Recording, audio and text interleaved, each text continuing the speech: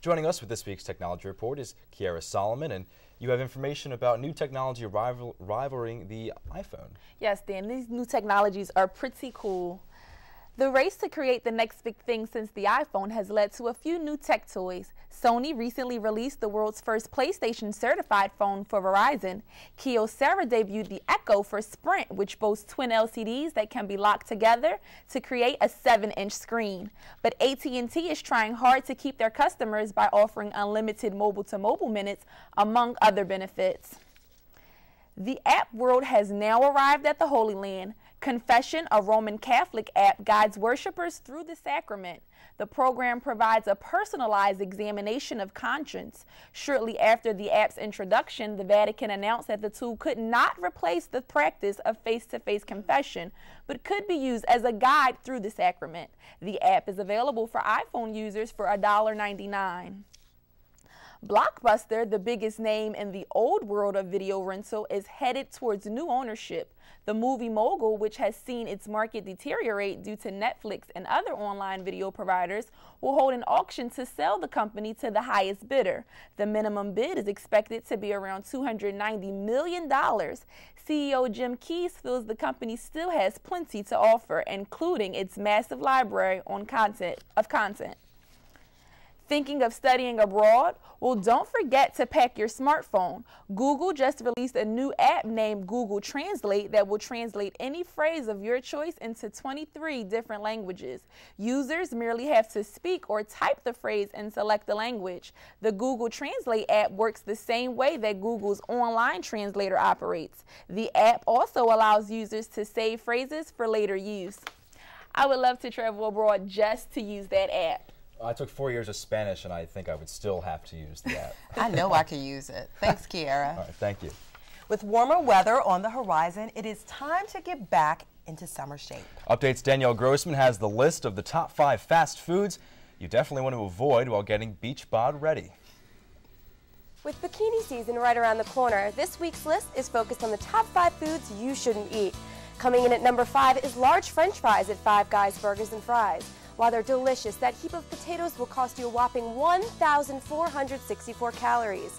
Number 4 is the Ruby Tuesday's Boston Blue Burger. While it doesn't have bacon or cheese, the onion rings, barbecue sauce, and blue cheese dressing help this monster comes in at 1,466 calories. The number 3 unhealthiest food is another burger, Carl Jr.'s Double $6 Burger. This monstrosity is the unhealthiest burger in America. It'll run you 1,500 calories and over 2,700 milligrams of sodium, topping the 2,300 a daily recommended amount of sodium. The number 2 spot belonging to Nathan's famous fish and chips meal. While fish is usually a healthy alternative to other kinds of protein, this fish and chips meal will run you around 1,530 calories. And the number 1 unhealthiest food you should avoid is Quizno's large tuna melt. While tuna is usually a low-fat protein, this sandwich holds monstrous 1,760 calories and 93 grams of fat. And if you add the optional dressing, you're looking at an extra 370 calories and 40 grams of fat.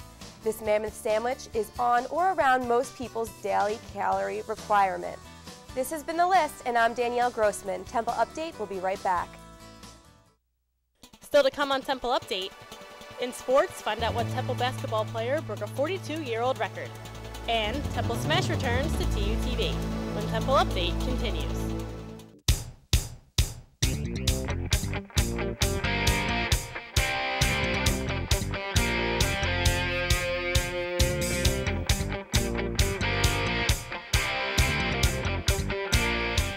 Hey, welcome to the Sports Desk. I'm Josh Roltenberg. The Temple University Athletics Hall of Fame inducted 3 new members, and the men's basketball team tried to take down the defending NCAA champions. But first, a record's been broken. Lavoy Allen made history in his performance against St. Joe's, only needing 10 rebounds to break Temple's all-time rebounding record. Allen turned in his 6th double-double of the season with 14 points and 12 boards. Lavoy says the record is important to him. It means a lot, John Baum did it in 3 seasons, so I had a little bit more time to break his record. But it means a lot, and celebrate after this. But just get ready for Duke tomorrow. The Owls were able to take home the win 66-52 for their 21st home win in a row. And the Temple University Athletics Hall of Fame introduced 3 new members into its elite organization. Former basketball greats Aaron McKee, Rick Brunson, and Eddie Jones were formally inducted at a dinner the night before the Owls took on the St. Joe's Hawks. The next day, they were honored at halftime of the Owls game against the Hawks. The trio were given plaques to help commemorate their terrific achievements, and they were accompanied by who else but longtime head coach John Chaney. And then Temple took trying to defeat the Blue Devils for the first time since 1996. Lavoy Allen getting the Owls off to a jump start with a 3-ball, and then Temple went in front early. Fast forward to the end of the first half, Nolan Smith creating space for Seth Curry, who bangs it home, and they go with a 3, and they go up 7. Then Juan Fernandez, he would drive in the second half, but his shot was sent all the way back to Philadelphia by Mason Plumlee, and then it was Plumlee throwing it down on the Owls later on in that. Duke led by 14. They would win by 17, 78-61. And, well, there were 2 stars for the Owls this year. Neither of them started last year. One was the A-10 Sixth Man of the Year, and the other only played 7 minutes a game. But Josh Filomeno has more on this story. This year's Temple men's basketball team only brought back 3 starters, leaving 2 spots to be filled. Everyone knew junior guard Ramon Moore was going to get a start, but who was going to be the 5th starter? It was a decision that Coach Fran Dunphy came to sooner than you might think. Probably over the summer. Then on opening night, everyone else found out just who the final starter was.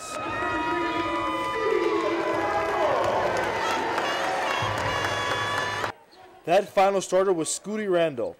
It's a role he has been taking very seriously. Some of the guys is quiet, so I had to be a leader to the team and take that role. And I just had to, carry the guys in, the best way I can. This is where Scooty Randall spent the majority of the season last year, averaging only 7 minutes on the court. Now, he's averaging 7 minutes on the bench. Not only is Randall leading the team in minutes, he's also second in field goal percentage and points per game, including a career-high 28 points against Xavier.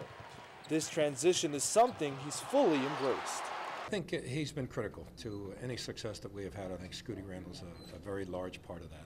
He's making really good decisions on both ends of the court, but he's a good man, and I think he cares about his teammates.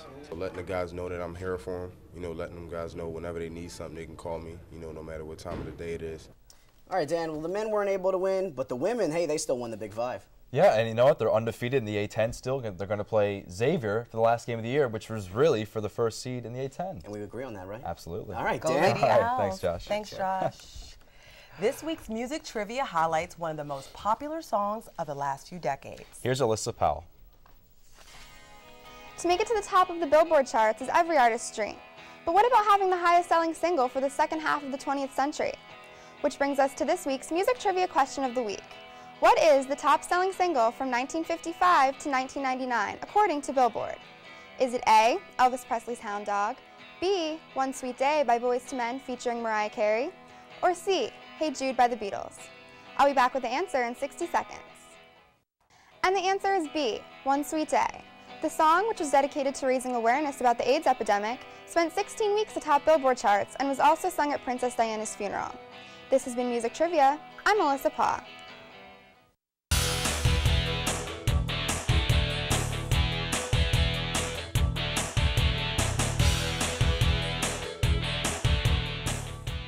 Now with this week's entertainment report is John Mailer. John has information about a talent show that is coming to Temple. Yeah, and it should really showcase some real true Temple talent. The Temple University Association of Black Journalists is preparing for Talent Showcase Fame. Contestants who made it past the auditions have been rehearsing for the actual show, which will take place on February 25th. The show provides an opportunity to see Temple's talented singers, dancers, actors, and actresses. Talent show tickets are $3 at the door, and all proceeds will be donated to the Haven Youth Center for kids infected by HIV. National Public Radio and the public broadcasting system could soon be saying their goodbyes. In a recent budget proposal, the House Republicans announced plans to cut all funding for the corporation. They're claiming to cut the funding due to budgetary constraints. National Public Broadcasting claims that it is highly cost-effective in providing local news and information free of charge to millions of viewers. Temple's main campus program board is hosting a trip to New York City to see the Broadway play Wicked on February 27th. Tickets for the untold story of the Witches of Oz are $30 and include dinner at Dallas Barbecue. If you'd like to go with the board, you can get a ticket at the Reel inside the Student Center and meet them out front where the buses will be leaving for the Big Apple. Temple Smash taped another episode that was said to be bigger, funnier, and better than ever. Temple Smash was the university's first ever variety show produced by students for students when it was created in 2009. The variety show features skits as well as a wide array of talent. The show is always looking for new volunteers, so check out templesmash.com for more information. And while midterm week is nothing to joke about, some Temple students fit in time for some laughs. Alyssa Miracle has more. I would have loved to have a commercial like I could have feared for my life anywhere, but I chose Temple. The Rooftop Comedy Tour stopped by Temple University on February 21st. The show contained 19 comedians who each performed 3-minute stand-ups. You know what every Ivy Leaguer gets with their coffee? Spit. Oh my God. Oh my God. We're taking this TV. This is mine now. Each contestant came heavily prepared. Neil Kleiman gave us the inside scoop on how he went about doing so. This show in particular, I had to cut down a lot of stuff because it's a lot shorter of a time than I'm used to. But in that sense, it's a little bit easier because you can get your jokes out fast. The competition was broken up into regions. Temple was selected in the South region. Event producer Danielle Shingleton says the Owls comedy team is one of the funnier Rooftop has seen. They really have some strong competition against Penn State, but with the month to prepare and to get their material and their sets really strong and solid, they have a very, very good fighting chance. On March 21st, Temple will face Penn State at the Helium Club in Philadelphia. If they want to make the Select 16, the team has to hope that the audience likes them even more. Of the 19 performers tonight, 8 have advanced to the regional rival matches. If they're lucky enough to make it to the end, they might get a chance to perform at TBS's Just for Laughs studio. Reporting for Temple Update, I'm Alyssa Miracle. And I got a joke for you, Cherry. How much does a polar bear weigh? Don't know. Enough to break the ice, right? Yeah, I think you should use that. That's going to be good for you, John. I guess Thanks. he goes. A truck driver's dog was stuck in a drain pipe in an Idaho construction site for 19 hours. The dog's owner says he takes his Jack Russell Terrier with him on deliveries, but during the stop, the dog got caught inside an irrigation pipe. Animal control personnel and the construction crew rescued the dog Saturday morning. The dog's owner says he's looking forward to giving the dog a bath. A zoo is celebrating a new addition. The Tennessee Chattanooga Zoo is welcoming a new baby snow leopard. The leopard cub weighs about 5 pounds, but zoologists say she's gaining weight fast. She's the zoo's first successful snow leopard breeding and will soon make her public debut. The little leopard cub does not yet have a name.